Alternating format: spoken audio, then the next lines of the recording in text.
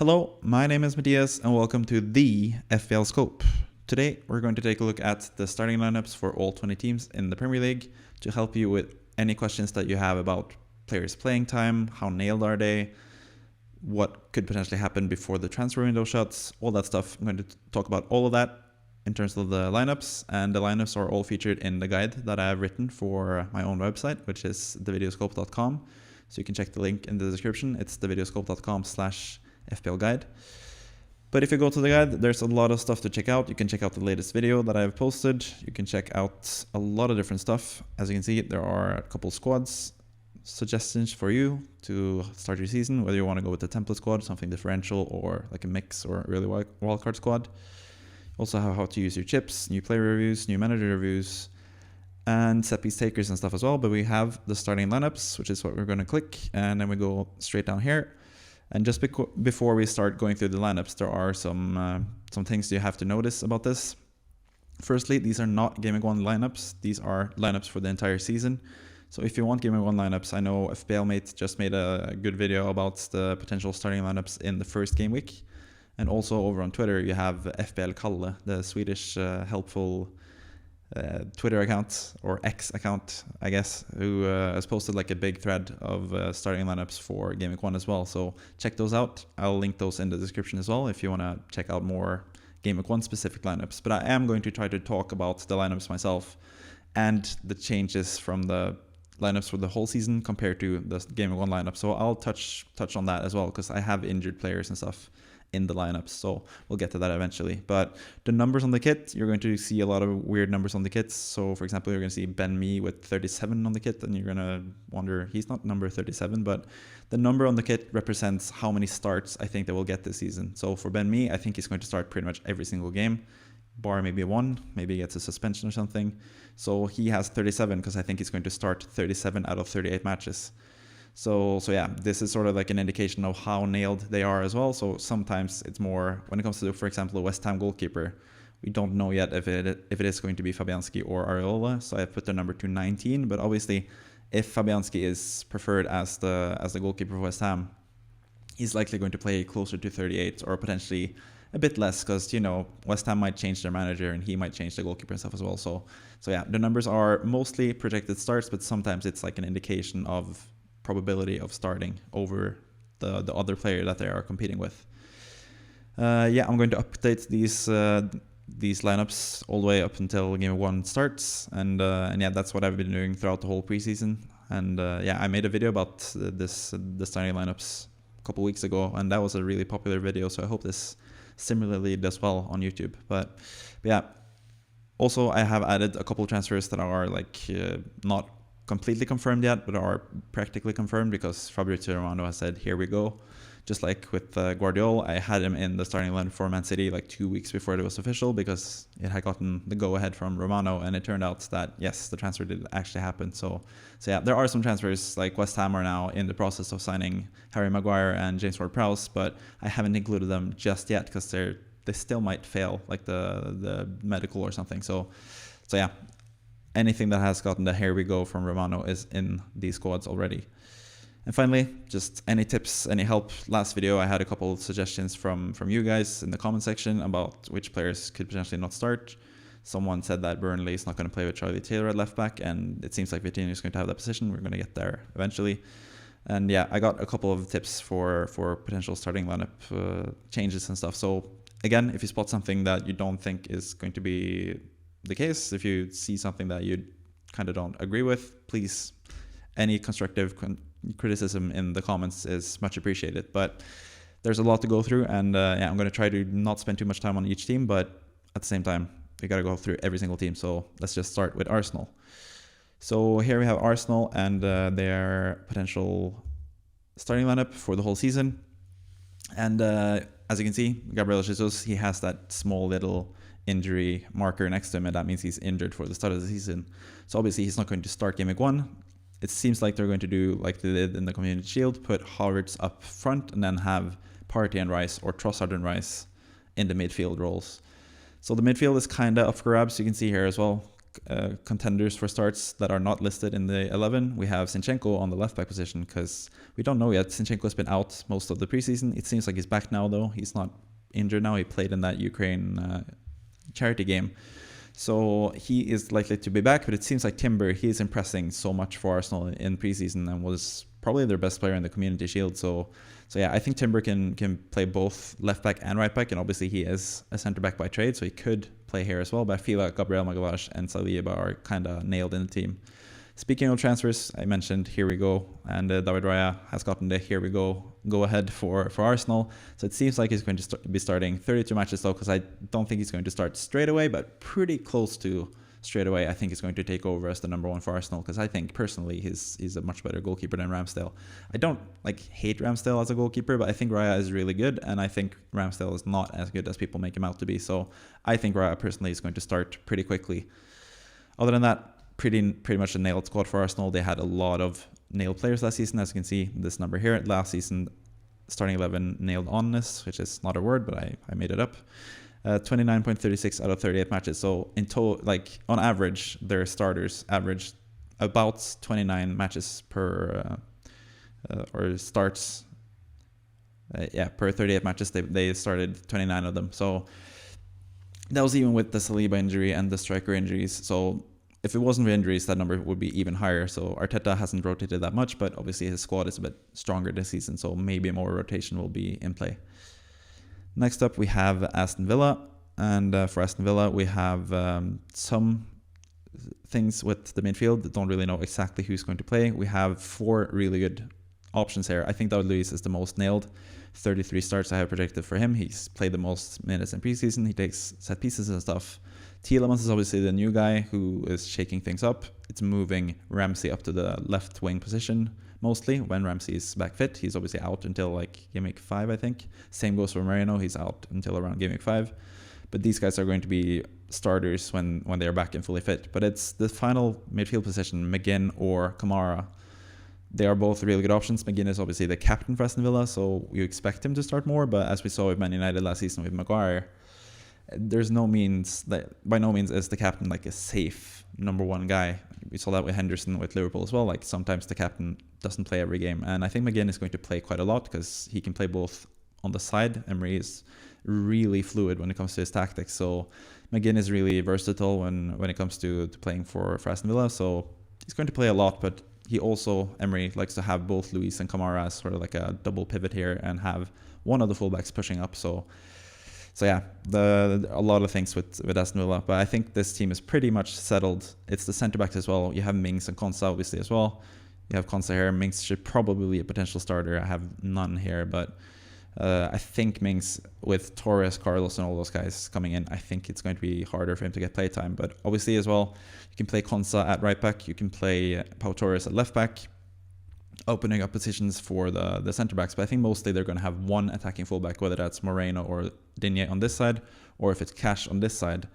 They're mostly going to play with only one centre back at each fullback position and have the other fullback be an attacking fullback. So that's sort of how Aston Villa set up under Unai Emery.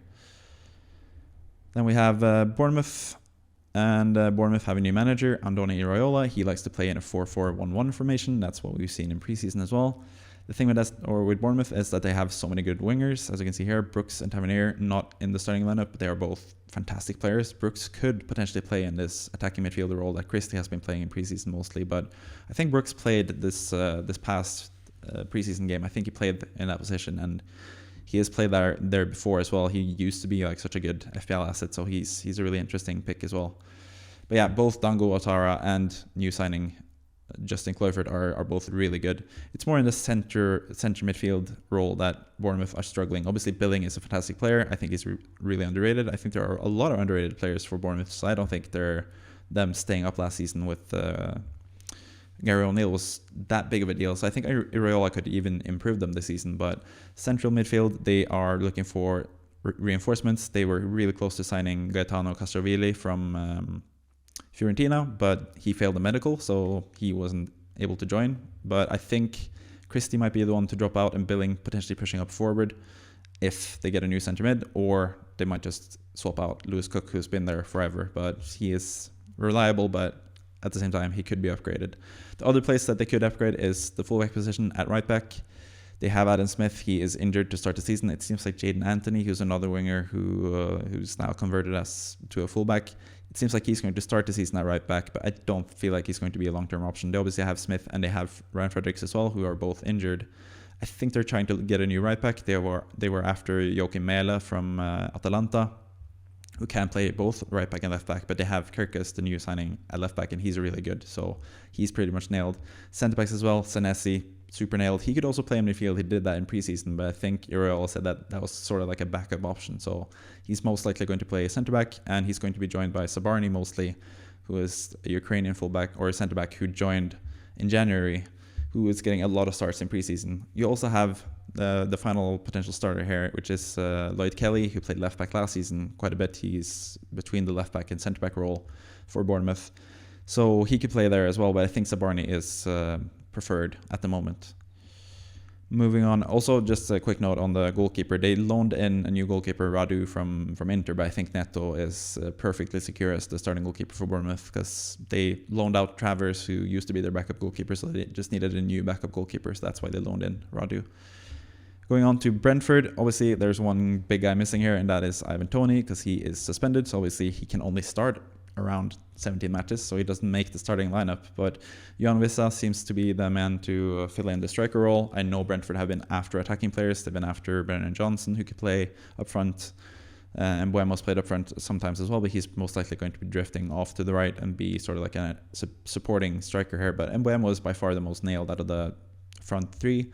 Wissa is pretty nailed as well at the moment, but at the left wing we have competition between Keane Lewis Potter, and the guy who broke his transfer record at Brentford, Shada. I can't remember Shada's first name straight away. But anyways, both those guys could play on the left wing. Shada could also play up front. So that's why I feel like Wissa isn't completely 100% nailed especially towards the latter half of the season when Tony is back.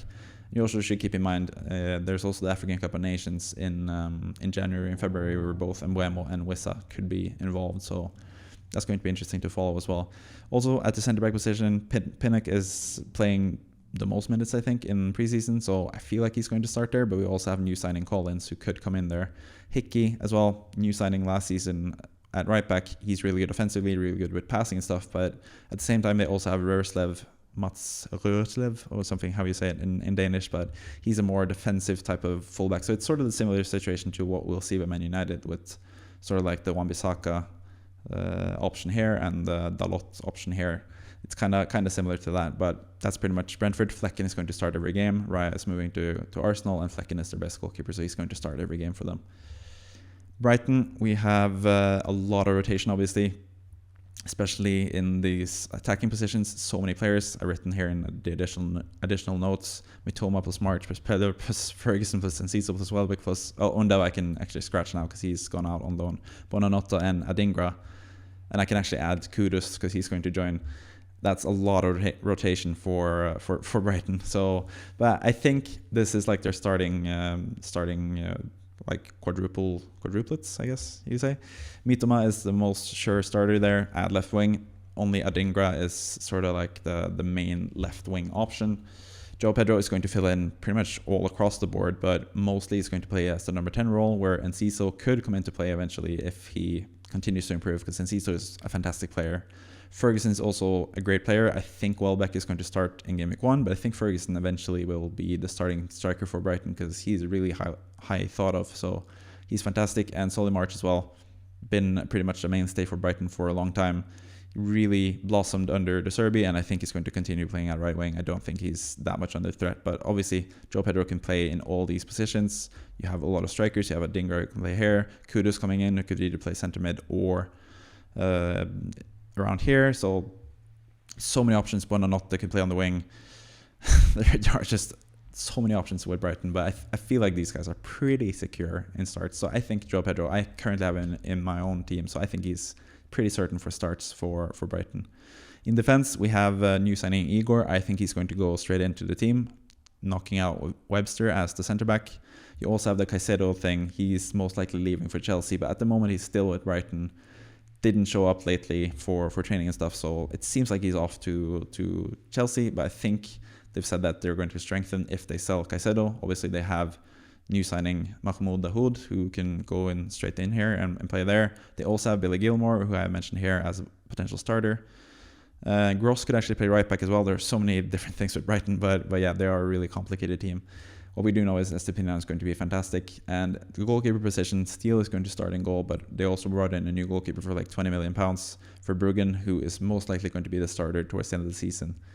But Steele is really good, so he's been really good in preseason, was really good towards the end of the last season, and the Serbia really likes him, so I think he's a pretty sure starter for the start of the season. Moving on to Burnley, it's also quite an interesting team. They have obviously been promoted, and we have the newest signing, which is Sander Berge, who is Norwegian, just like me. He played for my favorite team in Norway, Vålerenga, so I know a lot about Sander Berge. I've seen him play since he was like 16. Saw him in a training match for us when he just signed for like my team.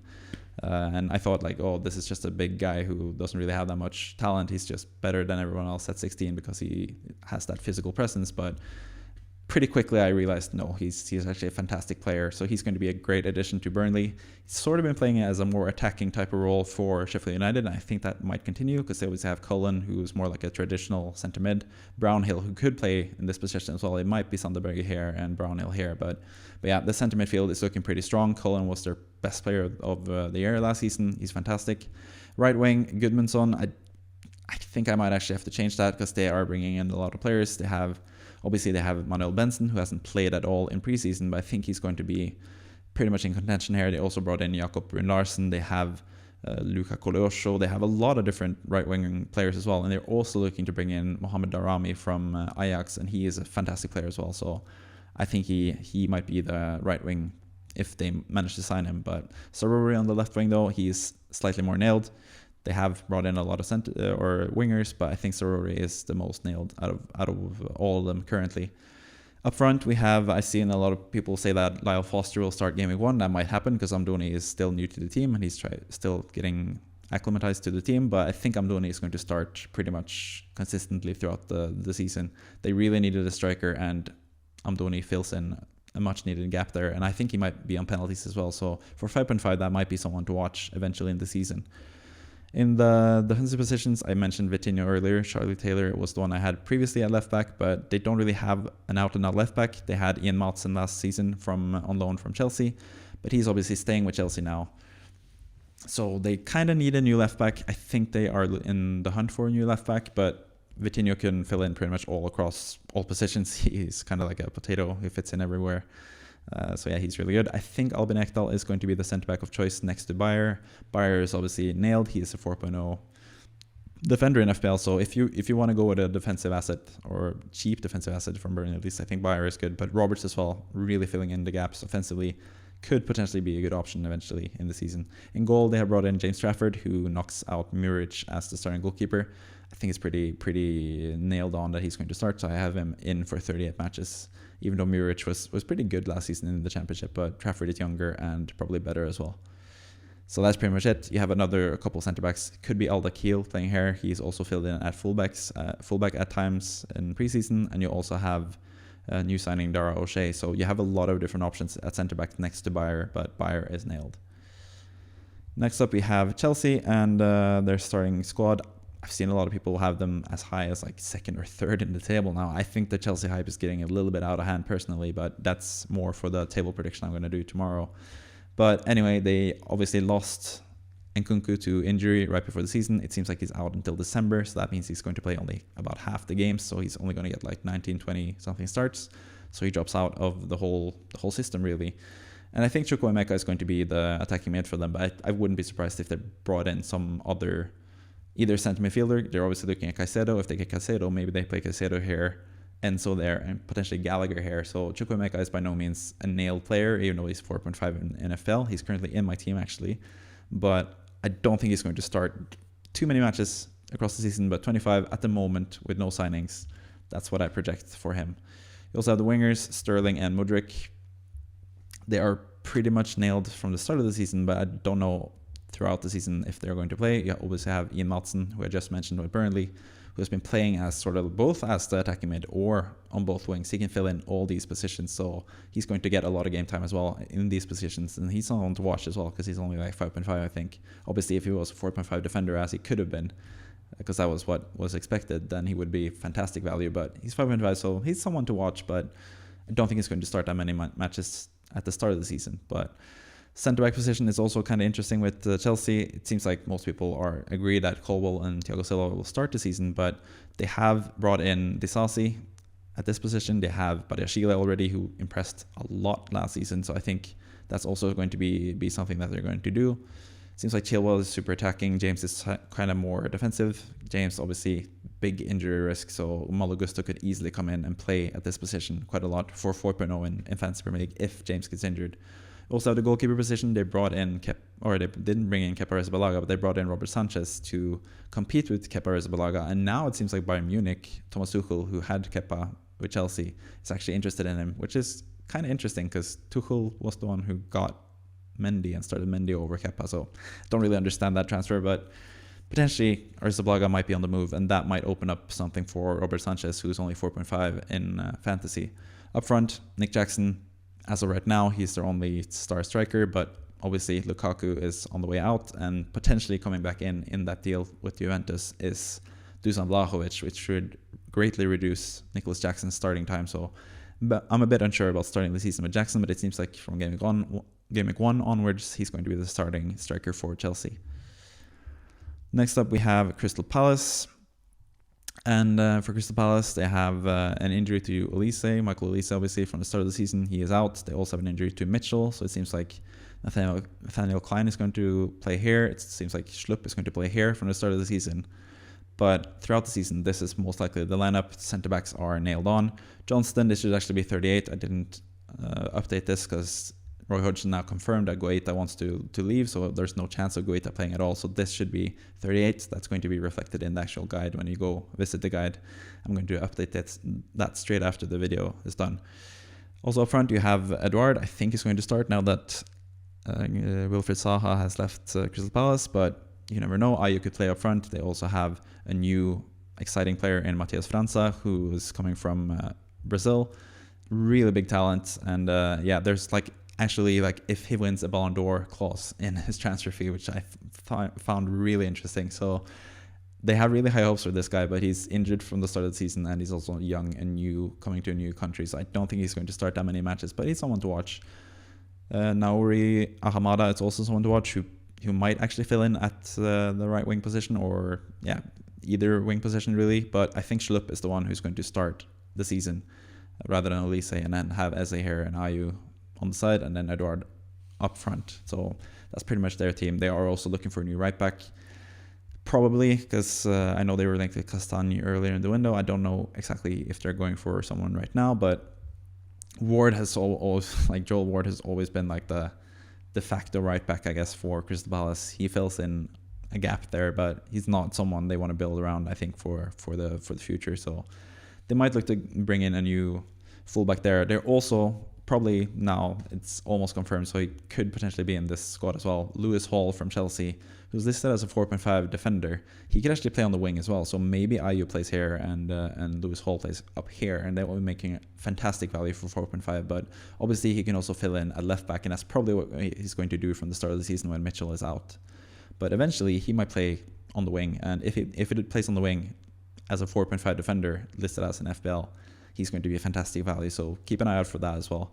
Obviously, right back as well, I have in the additional notes here, it's finally time for injured Lord and Savior Nathan Ferguson. If you remember from a few seasons back, Nathan Ferguson was supposed to be the right back replacement for Aaron Wan-Bissaka at right back. He was 4.0 in fantasy, and everyone had high hopes for him, and ever since then, he's just been injured pretty much the whole time, been really on liquid injury, so I kind of feel bad making a point out of him, because I just hope he gets to play again, because he's a really good talent. And Crystal Palace, actually, even though he's been there for 3 years and played 60 minutes total, I think, the 3 seasons, he has so much talent. He came from West Brom. He has so much talent that they actually extended his contract 1 more year. So it would be really nice if he comes back and actually stays fit for once and gets to play, because he's a really good talent. It would be a shame to see such a promising career just be destroyed by injury. So hopefully he returns at some point, but he's not even in FPL yet. He's not priced yet. So if he comes in and becomes that 4.0 starter that we all wanted, that would be so cool. That would be such a nice comeback story. So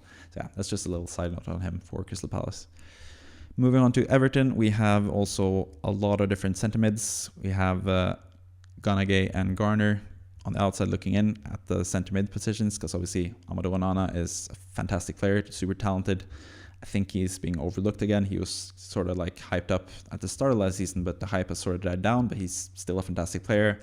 Abdoulaye Doucouré, one of my personal favorites, and he was also a personal favorite of Sean Dyche, it seems, because he was kind of falling out of favor under Lampard, but when Sean Dyche came in, Doucouré started playing a lot more matches, so I feel like he's going to be the second centre mid.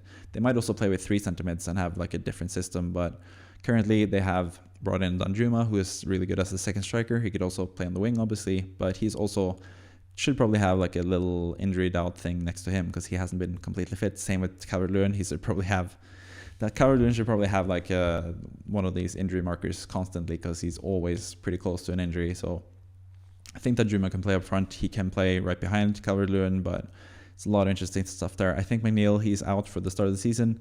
And I think Garner actually is the one who's most likely to fill in for him at that position. Garner's also a fantastic player who came from Man United. He was on loan with Nottingham Forest when they went up, and he's really a talented player as well. The centre-back position is also another contentious position. Obviously not Tarkowski. I have him for 38 games. He played every single match last season, every single minute, so he's pretty nailed. Patterson is also seems to be pretty nailed. Coleman is a thing of the past. Patterson is the future for Everton. He's going to start most matches. Speaking of a thing of the past, we have Ashley Young, who's been in FPL for forever, but it seems like he's going to find his way into starting lineup once again because Mikolenko isn't the best starter, and it seems like Ashley Young is going to be preferred at left back for the start of the season at least. So yeah, but the one defender I wanted to talk about is Jared Branthwaite, who I think over the course of the season will be the centre back for Everton. But they also have Godfrey, who is another one of those players that always gets injured. It seems like Everton have a lot of those players, but Godfrey is one of those guys who could play. He was really highly touted back when he played for Norwich back in the day. And he can also fill in at left back, so potentially he's left back and Branthwaite is still the centre back towards the end of the season. But I think Branthwaite has so much talent. I think he has a lot of the things that Sean Dyche is looking for in a centre back, and he hasn't played as much in preseason, but partly that's because he was with the England under-21 squad, so they kind of returned late for preseason. So I think he is a good candidate to start eventually, but for game week 1, it's probably going to be either Godfrey or potentially Michael Keane, who I don't rate at all as the centre back, but I think Branthwaite over the course of the season will be the starting centre back next to the nailed Tarkowski. Next up, we have Fulham. And for Fulham, they have brought in Calvin wait, Jesus, that was a big sound. They have brought in Calvin Bassey, who is going to be the left centre back for them. They have obviously Tosin Adebayo, played that position the previous season, but it seems like he's going to leave. They also have fullbacks Robinson and Tente, who are going to play most matches for them. Willian and Mitrovic, that's the interesting thing with Fulham. Are they going to stay? Are they going to go to Saudi Arabia? Who knows? It's going to be difficult to know about that situation, but currently it seems like both are staying. Mitrovic featured in the last preseason game, so yeah, that's going to be interesting to see. Leno obviously nailing goal. Palhinha sadly injured to start the season. It seems like Sasa Lukic is the one who's going to fill in for him at that position. And then the striker position, if Mitrovic leaves, who knows really? It could be Jimenez, it could be Vinicius to fill in at that gap, but it's hard to know. De Cordova-Reid as well as someone who can fill in at striker, at wing, at a lot of different positions, so he's a decent option as well. Liverpool, we have Alisson in goal. As always, this back line is pretty settled. It's just the attacking positions is where it's really difficult to predict. And currently I have Diaz on the left, Jota up front, and Kakpo sort of in this second striker number 10 role. This could also be Szoboszlai. If they get a new CDM, I think McAllister moves up here, Szoboszlai moves up here, and then Kakpo and Darwin fights for this position, Jota and Diaz fights for this position, but they have so many options. The only nailed player in attack is Salah, and that's why I think he's the best FPL option from the start of the season at least. But they have a lot of different players. They have Thiago, they have Bajcetic as well. So a lot of options that they can use.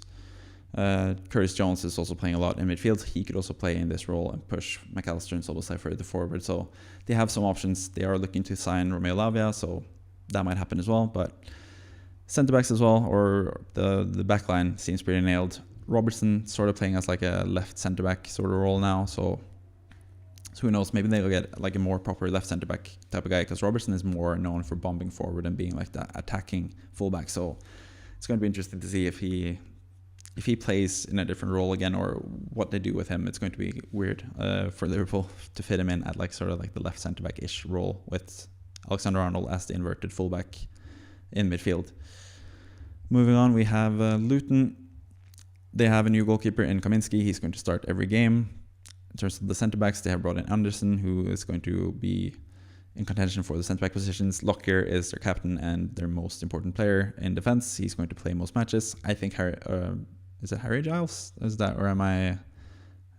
Ryan Giles, obviously, is his name. Harry Giles is probably a basketball player, but Ryan Giles, brought in from Wolves. I'm a huge fan of his. He's going to take a lot of set pieces. He's a really creative player at fullback, so he's going to be fun to watch. Kabore as well, nailed at right wing back. He's going to play a lot of matches, comes from Man City. Up front also they have a pretty nailed attacking duo, so I feel like in terms of the starting 11 it's only the centre backs which is kind of unsure about, but they don't really have that many. They have Osho and Burke, but they haven't really played that much in preseason, so it feels like Bella and Anderson probably more nailed than I have at this current moment. But yeah, those guys are the premier starting centre backs at least. Man City, this is also another team that is super hard to predict. But in defense, the thing that I don't think is that hard to predict is that Guardiola is going to play a lot of matches. Because if you look at previous signings for Pep Guardiola, because he has signed all the centre backs that he currently has, Diaz, Akanji, Ake, Walker is not a centre back, he's a right back. Was he signed by Pep? I don't know, but he's not a centre back. But I'm talking about Guardiola, Diaz, Akanji, Ake, Stones, and Laporte. All those guys have been signed by Pep Guardiola, and pretty much straight ahead after they signed with Guardiola, he has been playing them as a centre back. So we know guys like Grealish and stuff, and Calvin Phillips, who's not even listed here, have struggled to get into the starting lineup from the get-go, but that's not the same. That rule does not apply to centre backs. So I feel like Guardiola is going to play a lot straight away. So I think both him, Diaz, and Stones are going to be the most nailed defenders in FPL for Man City. Rodri obviously plays every match as well. De Bruyne, when he's back, should probably have like a small injury note as well, but he's working his way back to full fitness. Featured a little bit in the Community Shield, so probably game week 1 he's not going to start. We're going to see Alvarez at some point. Alvarez as well, 21 starts. He's really hard to predict. He's played a lot in preseason, and he looks like a fantastic player in preseason as well. We know his qualities, obviously. So if Haaland gets injured at some point, Alvarez is straight into the team, of course, but he's also an option for game week 1, I feel like, as well. We also have Rico Lewis, which is kind of interesting because he can both play in this pivot role that Stones plays in, which is sort of like the right back filling in at the center mid or defensive mid position. Or people have said that he might play in these positions as well. It's like a number 8 type of position, maybe the Rodri position, but yeah, he can fill in a lot of different places because he is a really good ball player, even though he's a fullback by trade. He is really good and can play in these positions. Potentially, eventually in the season, he could play there. City as well are after a new right winger or a new attacking mid.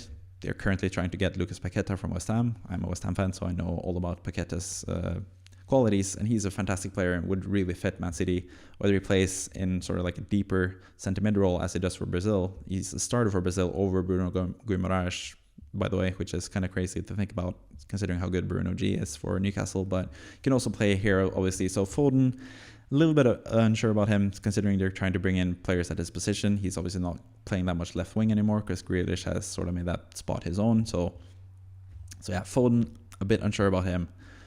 And the rest of the team, a lot of good players here, but I feel like Guardiola, Diaz, Stones are going to play mostly. Akanji was the most used centre-back or defender even last season for City, so I think he's going to start quite a lot as well. Ake sadly drops out a bit. He's injured to start the season as well, so yeah, a couple fewer starts for him. And Walker as well, hard to predict with Walker, whether he goes to Bayern, whether he gets injured. He needs a lot of rest usually. He doesn't really start that many matches the last few seasons, so that's why I don't have him as a starter, but he's definitely a potential player for game week 1 as well in the fullback or the centre back / right back position. Then for Man United, we have an injured new striker in Rasmus Højlund up front. I have him with 26 matches. Still unsure how long he's out for, but he's going to go straight into the team as the starting striker, with Rashford moving on to the left. The start of the season, though, I feel like either Rashford will play up front with Garnacho on the left, or Sancho, who's been playing a lot in the middle in preseason, could play there with Rashford on the left. So that's pretty much how they're going to solve the whole striker left wing, not problem, but luxury problem that they have, I guess. Only other position that is sort of in contention is Aaron Wan-Bissaka. Could be Diogo Dalot, but it seems like Wan-Bissaka is preferred. He was fantastic last season. I'm a huge fan of his as well. I'm also a huge fan of Dalot, though. So yeah, that's the issue with Man United. I feel like they have a lot of good players who are in contention for the same spot. So I really like Wan-Bissaka and Dalot. They are going to rotate at left back. Also a huge fan of Garnacho as a player, at least. And yeah, it's just a shame for him that Rashford has the same favorite position, but Garnacho could potentially get more starts than 20. He could also get less starts than 20. It's hard to predict, but he's a really fantastic talent who would start more matches last season if it wasn't for an injury towards the end of the last season. You also have Christian Eriksen as well, but Mount is going to be the starter over him. Probably not as nailed as Casemiro, but this is also taking into account potential bans and stuff, which we know Casemiro might get a couple of this season as well as last season. Final centre-back spot as well. They are now probably selling Harry Maguire, probably bringing in Todibo potentially. Jean-Claire Todibo, former Barcelona centre-back, who's been really good in Liga.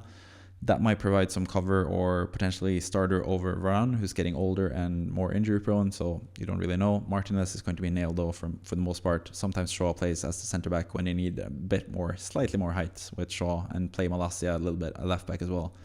So they have a lot of options. It seems like a really good squad for me, at least, as well. So we're really interested to see what Man United can do this season.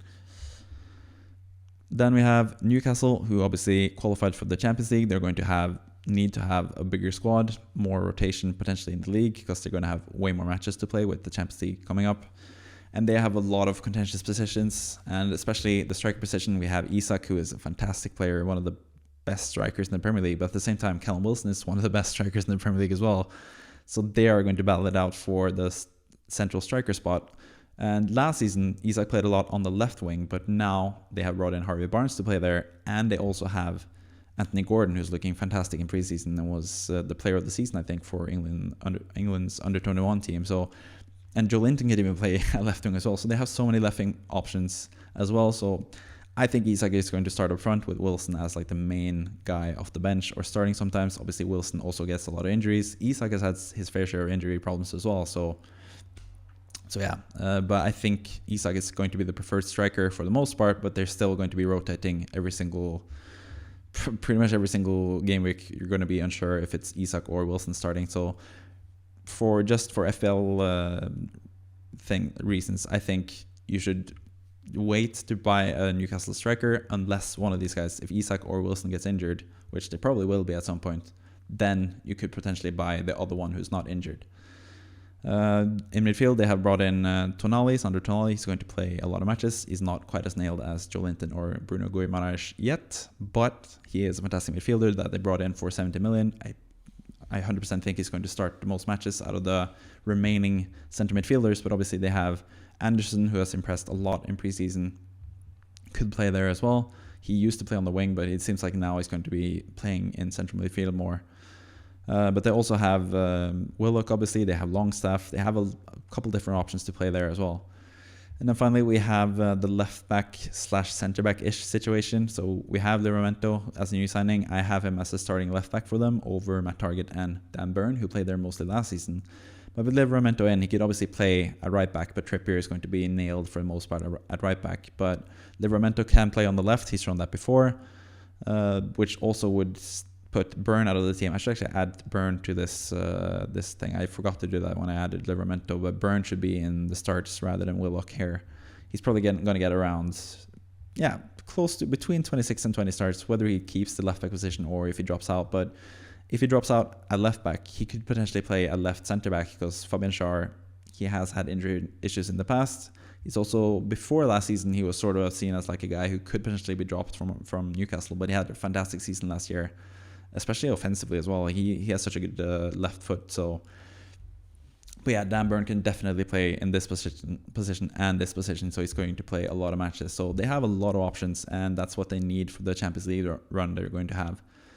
But yeah, interesting to see. Almiron as well. He's kind of the lone right wing player, so I feel like they sort of need to strengthen this position a little bit. But Almiron was obviously fantastic last season and has been pretty encouraging in preseason as well. So don't rule out Almiron at all, even though he's 6.5 in FPL. It's the same price as Mitoma, but at the same time, both Almiron and Mitoma last season had like purple patches, I guess you can say. But for some reason, it seems like people think that Almiron is sort of like he's not as good as he was during that run, but people seem to think that Mitoma is as good or better than it was during that run. So yeah, I think both of those guys are really good. I prefer Mitoma over Almiron, obviously, but they're kind of similar players where one of them is getting slightly more disrespected now than the other, which is kind of weird, I think. But that's a digression, whatever you say. Anyways, my mind is running a little bit, especially after that weird noise I got from outside the door. I don't know. But anyways, let's move on to Nottingham Forest. They have a lot of centre backs and a lot of centre midfielders. I think the two injured centre backs at the moment, or getting back into fitness centre backs at the moment, Niakate and Felipe are going to be starters next to Worrell. But obviously they have McKenna, they have Willy Boley, a lot of different options to play in at the centre back positions. So from the start of the season, it's going to be a Worrell, McKenna, and Boley because these guys are injured. But eventually, I think these guys are going to play, especially Felipe, who was really underrated last season in the Premier League after he struggled in La Liga, but once he joined the Premier League, he was actually pretty good last season, I feel like. So yeah, he's someone to watch. Offensively, Avoni, I think he's going to get more starts this season. He proved towards the end of last season, especially his connection with Gibbs White, that he's fantastic. Brendan Johnson is still here. He is their star man next to Gibbs White, but he's also been linked left and right in preseason and only just came back to start in preseason after struggling with some injuries. So I think he's mostly going to line up as like the second striker next to Avoni, but it is interchangeable. They have a couple options here as well, including Antonio Langa, who is naturally like a winger sort of guy, but he plays also as a striker-ish, so he can play in the similar role that Johnson is playing, or up front next to Johnson with Avoni. Gibbs White is obviously the most nailed. Danilo as well could also play more offensively. He's also someone to watch in FPL. He's also a fantastic player. Yates, this could be Mangala, who is the best contender for starts. They also have Remo Freuler, who played the most matches, I think, last season at centre mid. So they have a lot of centre mids and they have a lot of centre backs, but fullbacks hasn't been like the strongest position. But they have strengthened with Ola Aina at left back, and they have Aurier still at right back. This could also be Nico Williams, as you see here, potential starters. But I think Aurier is still preferred. He was the one who won out at the end at right back last season, and I think he's going to keep that place. Also, I have to mention the goalkeeper. I have Matt Turner. We have gotten the here we go for Nottingham Forest, but it's Fabrizio Romano has also said that they might still go in for Dean Henderson. So not 100% sure Turner is going to start every game, but it seems like he is pretty much nailed to go to Nottingham Forest. And it seems like, going to Nottingham Forest as a starting goalkeeper is very different from going to Nottingham Forest as the backup goalkeeper. So I think if he is joining, I can't really see them getting Henderson, but apparently they're still after him, and Henderson is obviously a better goalkeeper than Turner. At least that's what he's proven so far in his career.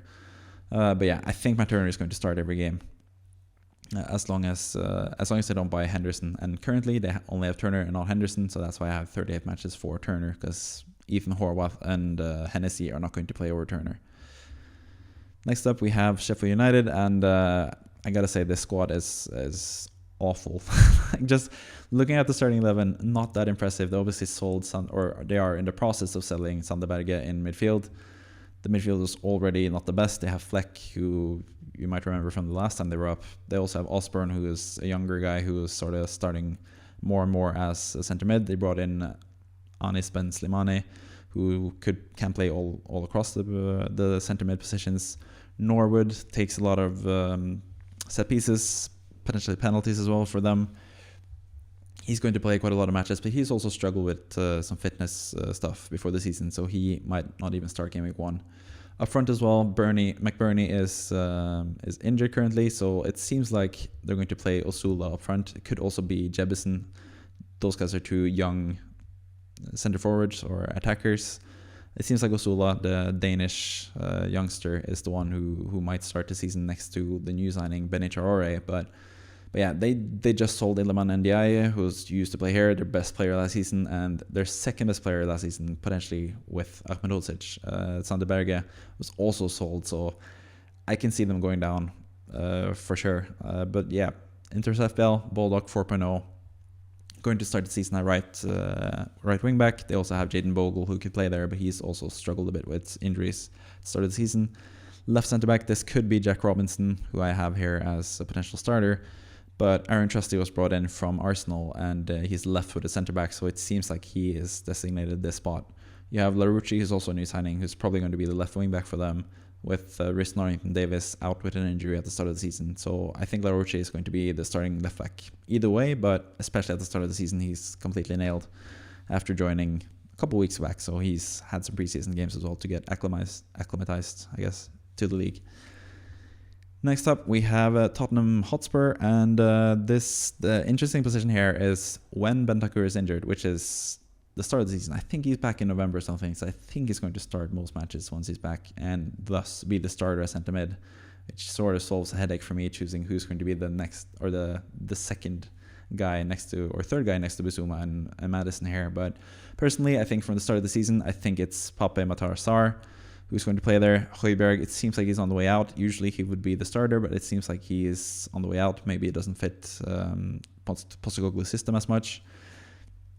But yeah, I think Pape Sarr, he is obviously young and he can improve, and he's looked really good in preseason. He's only 4.5 in FPL, so he's someone to watch because he took up a lot of interesting attacking positions last time. Because obviously we know Postecoglou likes to attack, and don't really think that much about defense.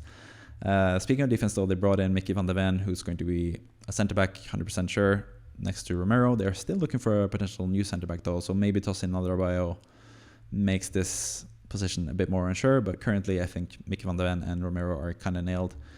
Vicario as well, the new goalkeeper, 100% nailed in the team.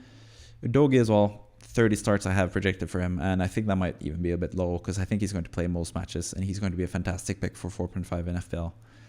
Pedro Porro, if he starts every game, he is going to be a fantastic pick in FPL. He's obviously 5.0 in FPL, but he doesn't fit Postecoglou's system quite as much as Udogie, and at the same time, Udogie has Reguilon to fend off at the left back position. Reguilon is also linked to go out, so I think Udogie is pretty nailed. Pedro Porro, on the other hand, has Emerson Royal to fight off for the right back spot, and Emerson might actually win out in this case because Postecoglou, I said he only wants to attack, and certainly with these fullbacks that seems to be the case, but he might prefer to play Emerson at right back to be more defensively sound than Pedro Porro.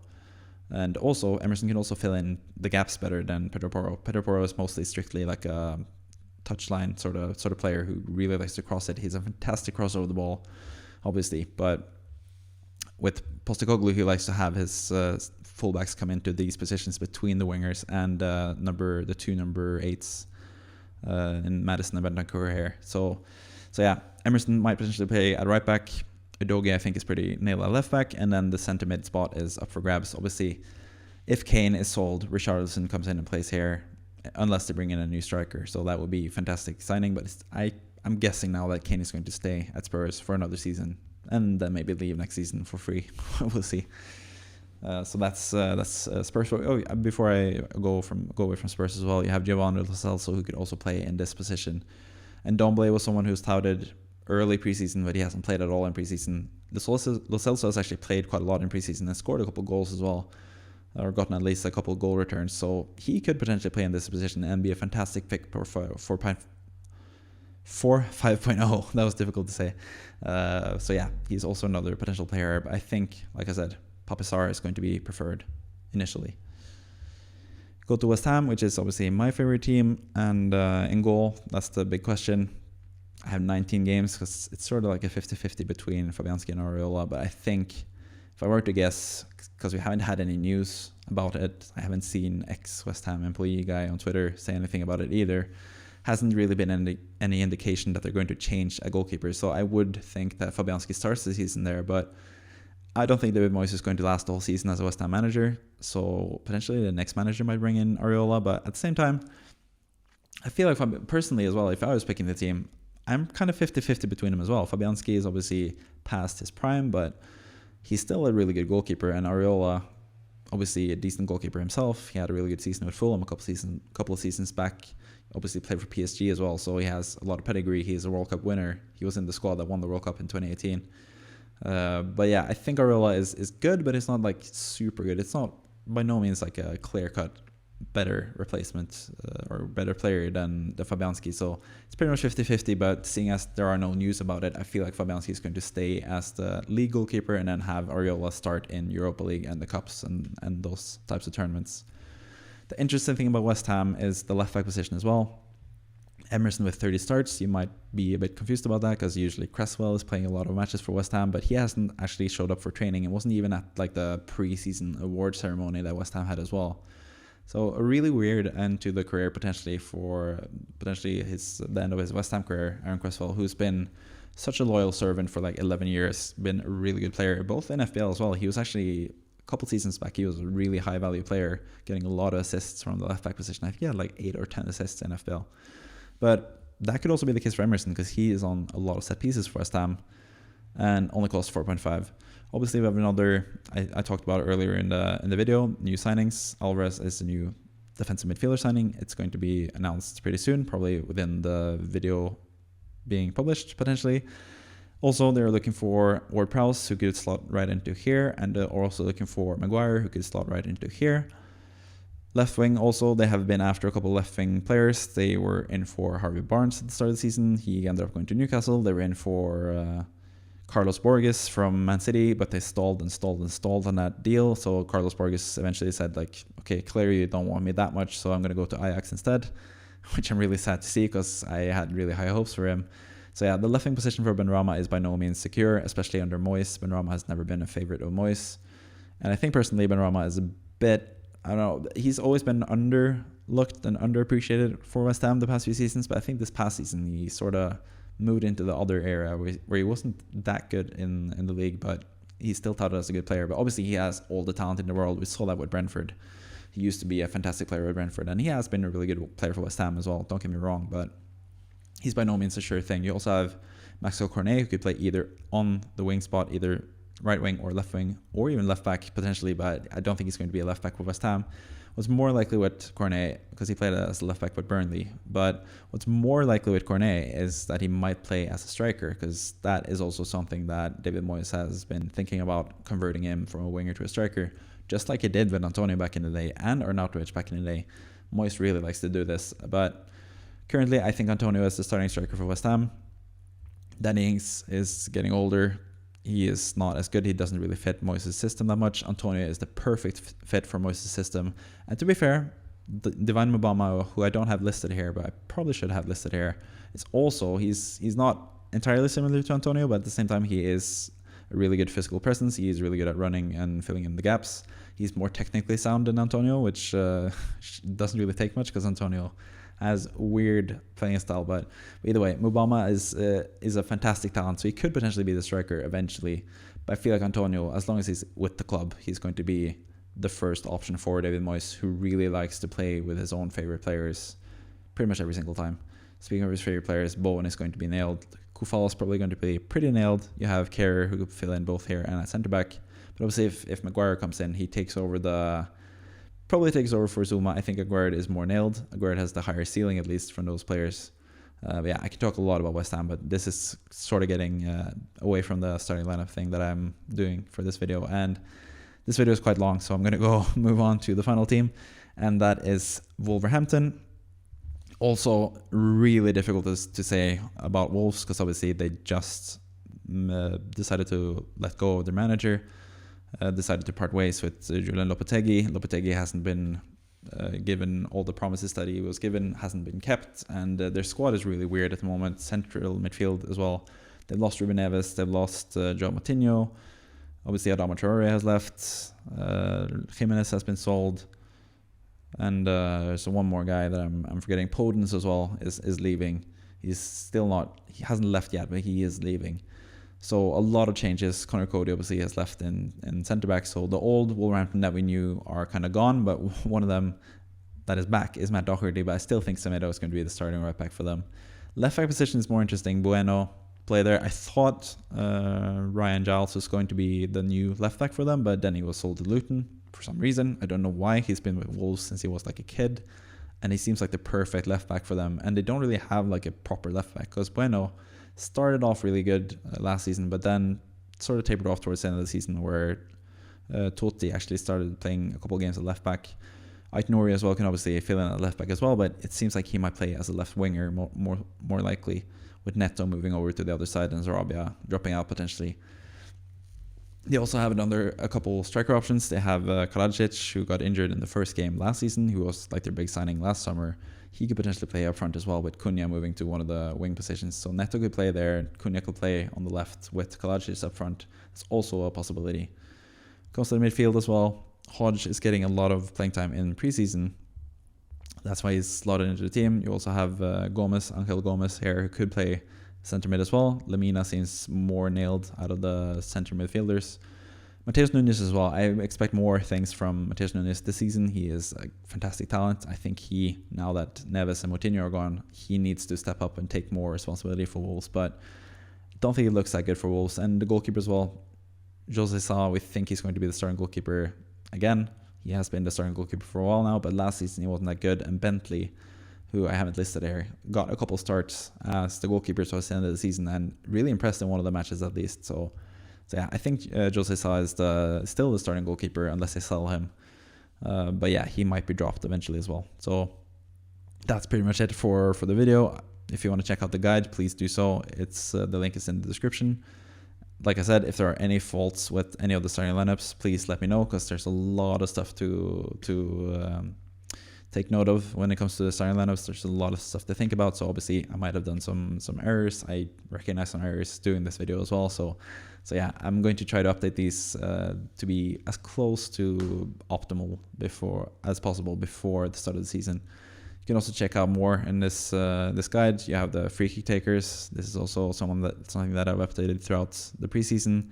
Looked at the numbers from last season, because Football Ref, FBref.com is the site where you can see who took the free kicks and corners last season, and that's what I've done to sort of make a list here for all the set piece takers for all the teams. So you can check out that in the guide as well, and all the other things that are in the guide, who to follow for FPL tips and all that stuff. So yeah.